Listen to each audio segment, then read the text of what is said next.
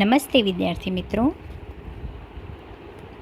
આગળના લેક્ચરમાં આપણે રવિશંકર મહારાજ વિશે સમજૂતી મેળવી રહ્યા હતા અને રવિશંકર મહારાજનો પરિચય પણ મેળવી રહ્યા હતા.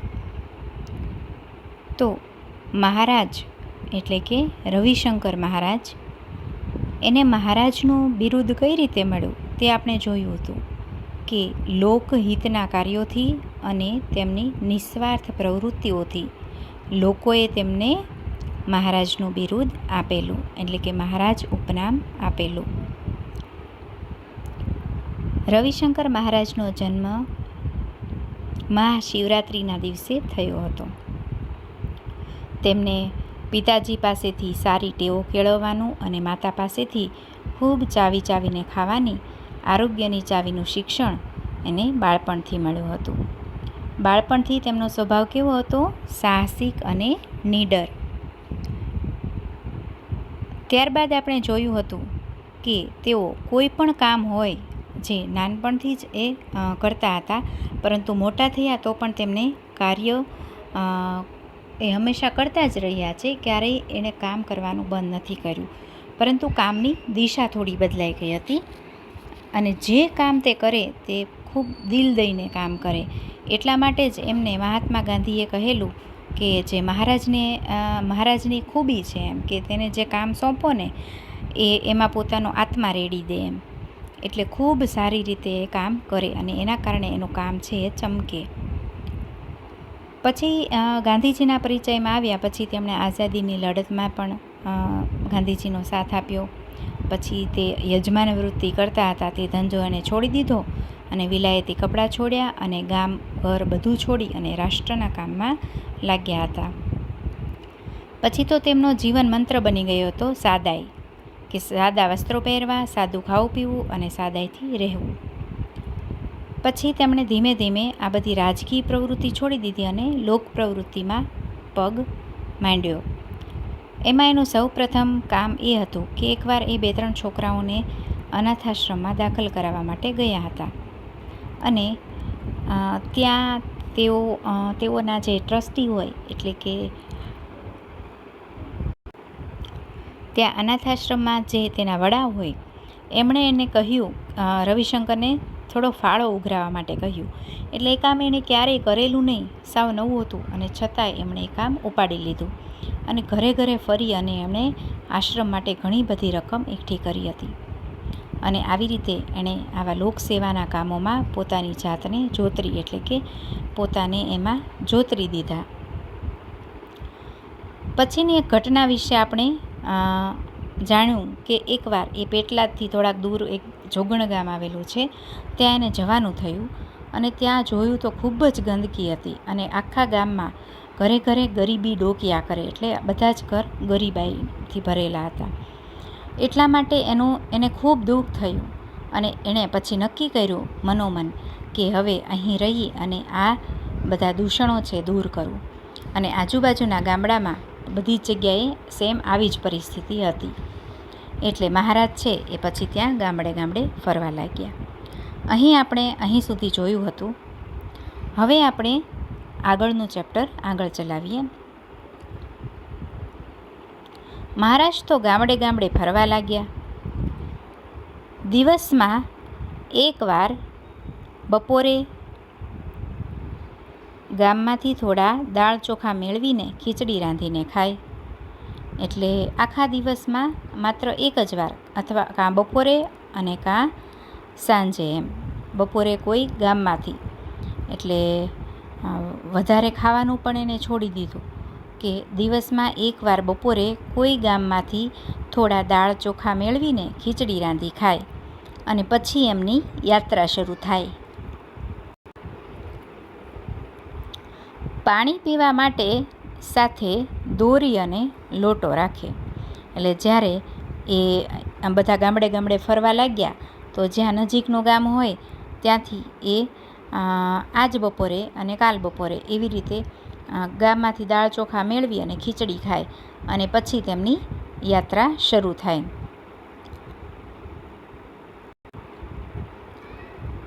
અને પાણી પીવા માટે એક એ સાથે દોરી રાખે અને લોટો રાખે. એ એટલે કે જ્યાં આજુબાજુના ત્યાં તો ગામડે કૂવા હોય, એટલે કૂવામાંથી એ દોરી લોટા સાથે બાંધી અને અંદર જવા દે અને પાણી લઈ અને પી લે. તો ગામની ભાગોળે પ્રથમ નાહી ધોઈ લે. એટલે જે ગામમાં પહોંચ્યા હોય એની ભાગોળ એટલે જે ગામનો જે આપણે સીમાડો કહીએ, તો જે એનું ભાગોળ એટલે એનું છેલ્લું એમ ગામ પૂરું થતું હોય ત્યાંનું સ્થળ. તો ગામની ભાગોળે પ્રથમ નાહી ધોઈ લે. એટલે જ્યાં પહોંચ્યા હોય ત્યાં સવાર પડી હોય ત્યાં પહેલાં નાહી લે, પછી એ ગામમાં પ્રવેશે.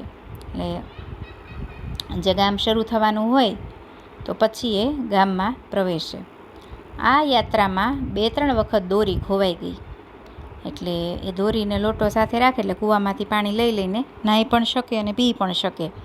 તો આ યાત્રા જે ગામડે ફરવાની યાત્રા હતી લોકસેવા માટે, તો એમાં 2-3 વખત તો એની દોરી ખોવાઈ પણ ગઈ.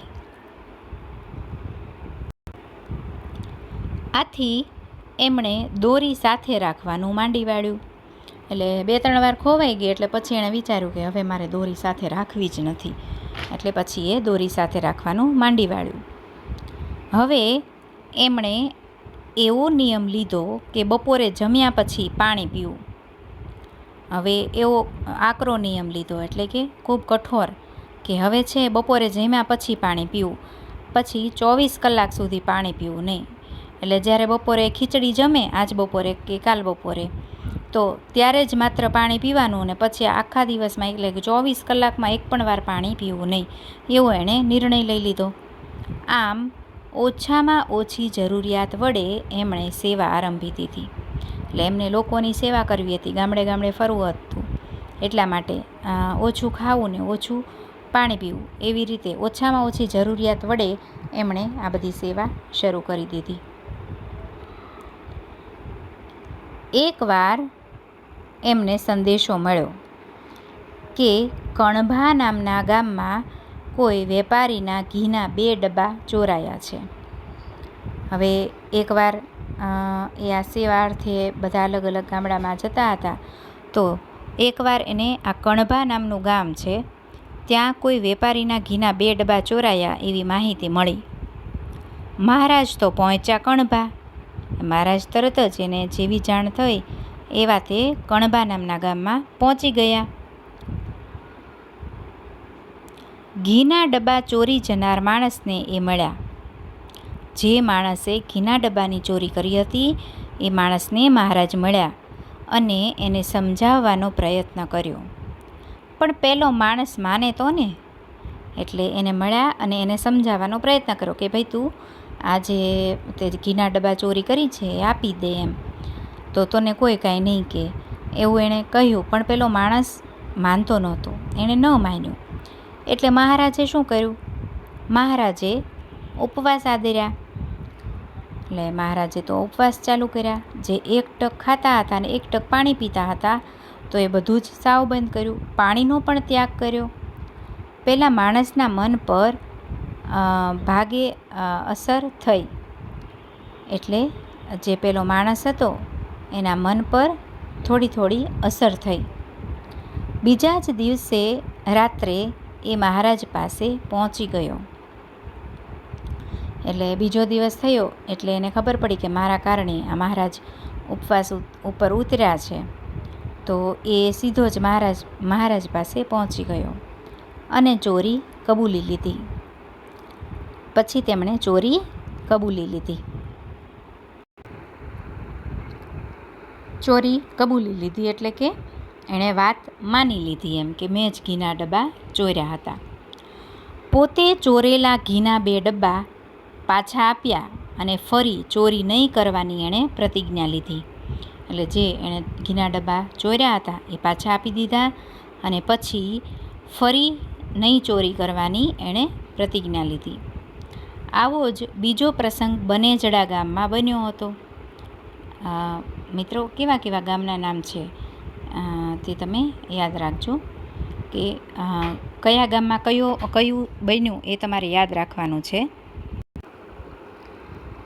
તે ગામમાં ચોરી થયાના સમાચાર જાણી મહારાજ ત્યાં પહોંચી ગયા. એટલે આ બનેચડા ગામ છે ત્યાં પણ સેમ આવો જ એક પ્રસંગ બન્યો હતો કે એ ગામમાં પણ ચોરી થઈ એવી ખબર પડી મહારાજને, એટલે મહારાજ ત્યાં પહોંચી ગયા. એમણે તો ચોરી કબૂલ ન કરે ત્યાં સુધી ખોરાક પાણી નહીં લેવાની જાહેરાત કરી દીધી. એટલે આપણે જોયું કે જે કણભા નામનું ગામ હતું ત્યાં ઘીના 2 ડબ્બા ચોર્યા હતા, તો તેણે ત્યાં પાણી પીવાનું પણ બંધ કરી દીધું હતું. એટલે ચોર એ કબૂલ કરી લીધું કે હા મેં ડબ્બા ચોર્યા છે. પરંતુ આ જે બનેચડા ગામ છે ત્યાં આ ચોર છે ચોરી કબૂલ ન કરે ત્યાં સુધી ખોરાક પાણી નહીં લેવાની જાહેરાત કરી દીધી. એટલે ત્યાં જઈને કહી દીધું કે જો ચોર છે જ્યાં સુધી એ સ્વીકારશે નહીં કે હા મેં ચોરી કરી છે ત્યાં સુધી હું ખાઈશ પણ નહીં અને પાણી પણ નહીં પીવું. તો 1 દિવસ 2 દિવસ 3 દિવસ ઉપવાસ તો ચાલ્યા. એટલે 1 દિવસ તો ઠીક, પણ 2 દિવસ થયા, 3 દિવસ થયા અને ઉપવાસ તો ચાલ્યા. એટલે ચોરી સ્વીકારતું નહોતું. કોણે ચોરી કરી છે ને કોઈ સ્વીકારવા આવતું નહોતું. ચોર આવે નહીં, એટલે ચોર છે એ આવતો નહોતો. ગામના લોકો અકળાતા હતા. એટલે ગામના લોકોને તો ચિંતા થાય જ ને, અકળામણ એટલે ચિંતા થવી. એને ચિંતા થવા લાગી. એ અકળાતા હતા કે મહારાજ બધાને શાંત રહેવાનું કહેતા હતા. અને મહારાજ છે એ બધા લોકોને એમ કહેતા હતા તમે શાંત રહો, ધીરજ રાખો, એમ એ માણસ જરૂર આવશે, એને વિશ્વાસ હતો. મહારાજને ઉપવાસનો 8મો દિવસ થયો. એટલે કે સતત 7 દિવસ ખાધું પણ નહીં અને પાણી પણ ન પીધું, એવો 8મો દિવસ થયો. આખરે ચોરનું મન પીગળ્યું. એટલે હવે ચોરને પણ એવું લાગ્યું કે ના, આ માણસ મારા કારણે કેટલો દુઃખી થાય છે, અને તેને પશ્ચાતાપ થયો, એટલે તેને પસ્તાવો થયો. તેણે ચોરી કબૂલ કરી લીધી અને મહારાજના ઉપવાસ છૂટ્યા. એટલે પછી જે ચોર હતો એનું મન પણ પીગળ્યું અને એણે પસ્તાવો થયો અને તેણે મહારાજ પાસે આવી અને પોતે કરેલી ચોરીની કબૂલાત કરી અને પછી મહારાજના ઉપવાસ છૂટ્યા. આ તો વાત થઈ નાના ચોરોની. પણ મહારાજને તો માણસ પર એટલો બધો વિશ્વાસ કે બહારવટિયાઓને સુધારવાનું પણ એ ચૂકે નહીં. એટલે આ તો જે ગામમાં નાની નાની ચોરીઓ કરતા હોય ને એવા ચોરોની વાત હતી. પરંતુ મહારાજ જે છે એને માણસ ઉપર એટલો બધો વિશ્વાસ કે બહારવટિયા એટલે જાણો છો મિત્રો કે પહેલાં છે ને ગામડામાં ગામ લૂંટવા માટે ઘોડે સવાર કરી અને બહારવટિયાની ટોળી આવતી, અને એ એમ કહે કે આટલું મને આપી દો એટલે આપી જ દેવાનું, નહીંતર એ આપણને મારી પણ નાખે. તો એવા બહારવટિયાથી લોકો ખૂબ જ ડરતા. એટલે બહારવટિયાઓ એટલે એને જે એ માંગે એ આપી જ દેવાનું. તો એવા બહારવટિયાઓને સુધારવાનું પણ એ ચૂકે નહીં. એટલે મહારાજ છે એણે બહારવટિયાઓને પણ સુધારી નાખ્યા હતા. ઈસવીસન 1922માં એમને પ્રથમવાર બહારવટિયાઓનો ભેટો થઈ ગયો. એટલે એમને એની સાથે સામનો થયો. 1922માં પહેલીવાર મહારાજને બહારવટિયાઓનો સામનો કરવો પડ્યો. છીપિયાલ ગામથી તેઓ રાત્રે સરસવણી ગામે પાછા ફરતા હતા. હવે છીપિયાલ ગામ છે અને સરસવણી ગામ છે. તો એક દિવસ છીપિયાલ ગામથી રાત્રે સરસવણી ગામે પાછા ફરતા હતા. ત્યાં રસ્તામાં જ બહારવટિયા ભેટી ગયા. એટલે રસ્તામાં તેને બહારવટિયા મળ્યા. કાચો પોચો માણસ હોય તો છાતીના પાટિયા બેસી જ જાય. છાતીના પાટિયા બેસી જવા એટલે એટેક આવી જવો.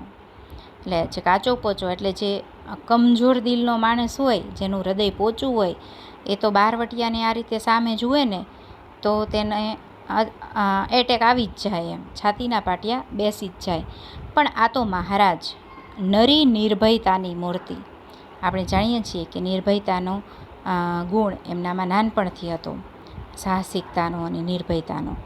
તો એ આ માણસ મહારાજ એટલે નિર્ભયતાની મૂર્તિ. એટલે એ કોઈનાથી ડરે નહીં, એમ એકદમ નિર્ભય વ્યક્તિત્વ હતું એનું. એમણે તો બહારવટિયાઓને મહાત્મા ગાંધીની વાત કરી, આઝાદીની લડતની વાત કરી. એટલે કે જેને બહારવટિયાઓ સામા મળ્યા તેને સામે ઊભા રહી અને આ મહાત્મા ગાંધીજીની વાત કરી અને આઝાદીની લડત અત્યારે કેવી ચાલી રહી છે તેની વાત કરી. બહારવટિયાઓને ગાંધીજીનું કામ ઉપાડી લઈ સાચું બહારવટું ખેડવા સમજાવ્યું. એટલે ત્યારે મહારાજે આ બહારવટિયાઓને સમજાવ્યા કે તમે ખરેખરું બહારવટું ખેડવા માગતા હો, એટલે કે સાચી રીતે તમે બહારવટિયા હો, તો તમે આ ગાંધીજીનું કામ ઉપાડી લો. એટલે કે આપણા દેશને જે આઝાદી મેળવવાની છે અને એના માટે તમે શું કરી શકો, તો જો તમે એ કરી શકો તો તમે સાચા બહારવટિયાઓ. આવું એને શાંતિપૂર્વક સમજાવ્યું કે તમે ગાંધીજીનું કામ ઉપાડી લઈ સાચું બહારવટું ખેડો તો તમે બહારવટિયાઓ કહેવાઓ એમ. પછી તો મહારાજે કોતરોમાં ભમી અનેક બહારવટિયાઓને સુધારવાની પ્રવૃત્તિ કરી. એટલે આ બહારવટિયાઓને કામ સોંપ્યું અને પછી આ બધા કોતરો, એટલે જે ડુંગરાળ પ્રદેશ હોય ત્યાં જંગલ પણ હોય અને ત્યાં એમાં સંતાઈને બહારવટિયાઓ રહેતા હોય. કોતર એટલે જે જંગલ વિસ્તારમાં એવું રહેવા માટેનું કોતર, એટલે ખીણ એવું બધું બનાવેલું હોય. અને ત્યાં બધે જ ભમીને, એટલે આ મહારાજે બધી જગ્યાએ રખડીને અને બહારવટિયાઓને સુધારવાની પ્રવૃત્તિ કરી. બહારવટિયાઓને કઈ રીતે સુધારવા એ બધું એણે કામ ચાલુ કર્યું. આથી જ તો ઝવેરચંદ મેઘાણીએ એમને માણસાઈના દીવા કહ્યા છે. અને આવી બધી પ્રવૃત્તિઓ તેમણે કરી, અને તેટલા માટે એક લેખક છે ઝવેરચંદ મેઘાણી, તેમણે રવિશંકર મહારાજને માણસાઈના દીવા કહ્યા છે. આપણે પ્રશ્ન પૂછાઈ શકે કે રવિશંકર મહારાજને માણસાઈના દીવા કોણે કહ્યા છે, તો આપણે આન્સર કરી શકીએ કે ઝવેરચંદ મેઘાણીએ. આ રીતે એક તરફ તેઓ વ્યક્તિના જીવનને સુધારવાની પ્રવૃત્તિ કરતા હતા, તો બીજી તરફ પ્રસંગ પડ્યે લોકો પર આવી પડતી કુદરતી આપત્તિના સમયે પણ તેઓ સેવા કરવામાં પાછીપાની કરતા નહીં. એટલે કે કોઈ પણ મુશ્કેલી હોય ત્યારે તો એ કરતા જ. અને આ બધા બહારવટિયાઓને અને જે બીજા બધા જે એના વ્યક્તિત્વ જે અલગ રીતે હોય, જે ખરાબ રીતે હોય, તે બધાને સુધારવાની એણે ખૂબ પ્રવૃત્તિ કરી. અને બીજી તરફ જ્યારે લોકોને કોઈ પણ કુદરતી આપત્તિ આવે, એટલે કે ભૂકંપ આવે, પૂર આવે, તો વાવાઝોડું થાય, તો આવા સમયે, એટલે કે કુદરતી આપત્તિના સમયે જ્યારે લોકો પર મુશ્કેલી આવે, તો તેમાં એમને સેવા કરવામાં પણ તેઓએ ક્યારેય પાછીપાની નહોતી કરી. એટલે કે ત્યાં ક્યારેય તેઓ પાછા નહોતા ફર્યા. એ બધાને ખૂબ સેવા આપી હતી. એક રાત્રે રવિશંકર મહારાજ સુંદરણા ગામે હતા, ત્યારે ધોધમાર વરસાદ પડ્યો. એટલે હવે આ રવિશંકર મહારાજ, આપણને ખ્યાલ છે કે બધા ગામડે જઈ અને સુધારાની પ્રવૃત્તિઓ કરાવતા હતા. તો એક રાત્રે રવિશંકર મહારાજ છે એ સુંદરણા નામનું ગામ છે ત્યાં હતા, અને ત્યાં ધોધમાર વરસાદ પડ્યો. રવિશંકર મહારાજ જે ઘરમાં ઉતર્યા હતા તે ઘરનો કરો તૂટી પડ્યો. કરો એટલે ઘરની જે બાજુની દિવાલ હોય એને કરો કહેવાય. તો રવિશંકર મહારાજ જે ઘરમાં ઉતર્યા હતા તે ઘરનો કરો તૂટી પડ્યો. એકદમ ધોધમાર વરસાદ પડ્યો, એના કારણે એની દિવાલ છે ઘરની બાજુની એ તૂટી ગઈ. વરસાદ કહે મારું કામ, એટલે એટલો જોરદાર વરસાદ આવ્યો કે વરસાદ કહે કે મારું કામ એમ, હવે હું કોઈનું કાંઈ ના ચાલવા દઉં એમ. જેમ તેમ કરી રાત પસાર કરી.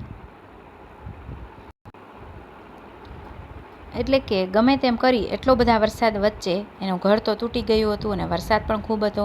એટલે જેમ તેમ કરીને રાત પસાર કરી અને પછી વરસાદ હજુ પણ વરસતો જ હતો. વરસાદ કાંઈ બંધ નહોતો થયો.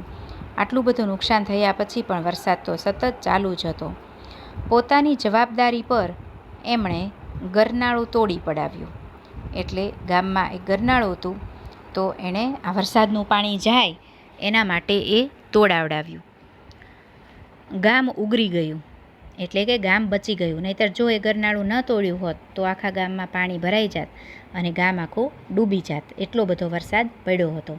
પરંતુ એમણે પોતાની જવાબદારી પર, એટલે કે તમને બધાને હું બચાવીને જ રહીશ એવી જવાબદારી એમની હતી, અને એના કારણે તેણે ગરનાળું તોડાવ્યું અને ગામ આખું ઉગરી ગયું એટલે બચી ગયું.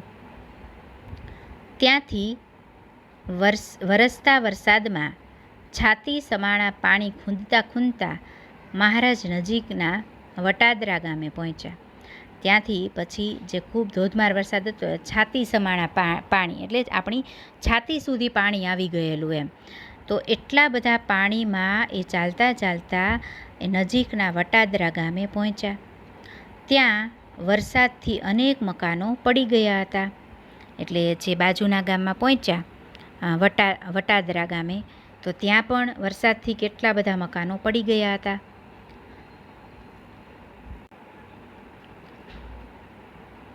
મહારાજે દોરડાની મદદથી લોકોને નજીકના ઊંચાણવાળા ભાગ પર પહોંચાડ્યા. એટલે ત્યાં ખૂબ વરસાદ હતો, પરંતુ એક દોરડાની મદદથી મહારાજે જે ગામ લોકો હતા એને ગામમાં જે ઊંચાણવાળો ભાગ હોય ત્યાં પહોંચાડ્યા, કારણ કે ત્યાં પાણી ન પહોંચી શકે. એટલે વરસાદમાં પલળતા અને ટાઢે ધ્રુજતા મહારાજ કોઈના પડતા ઘરને ટેકા ગોઠવ્યા તો કોઈને સલામત સ્થળે ખસેડવાના કામમાં લાગી ગયા. એટલે કે આટલું બધું પાણી હતું, છાતી સુધી પાણી આવી જાય એટલું પાણી હતું. ત્યાં મહારાજે ત્યાં કેટલા બધા મકાનો પડી ગયા હતા. તો એ મકાન પડતા હોય તો એને બચાવવા માટે એ લાકડાના ટેકા ગોઠવે. જે લાકડાનો એક મોટો ટેકો હોય, જ્યાં સ્લેબનું કામ ચાલતું હોય, ઘર બનતું હોય, તો ત્યાં નીચે ટેકા ગોઠવવામાં આવે લાકડાના.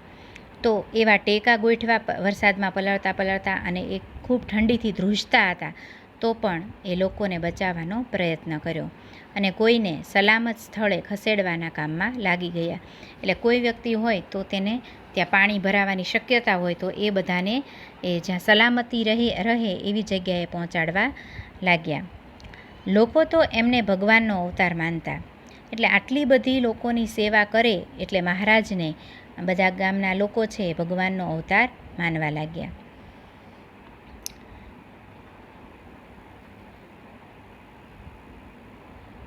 તો આજે આપણે અહીં અટકાવીએ છીએ અને હવે પછીનું છે એ નેક્સ્ટ લેક્ચરમાં જોઈશું. Thank you.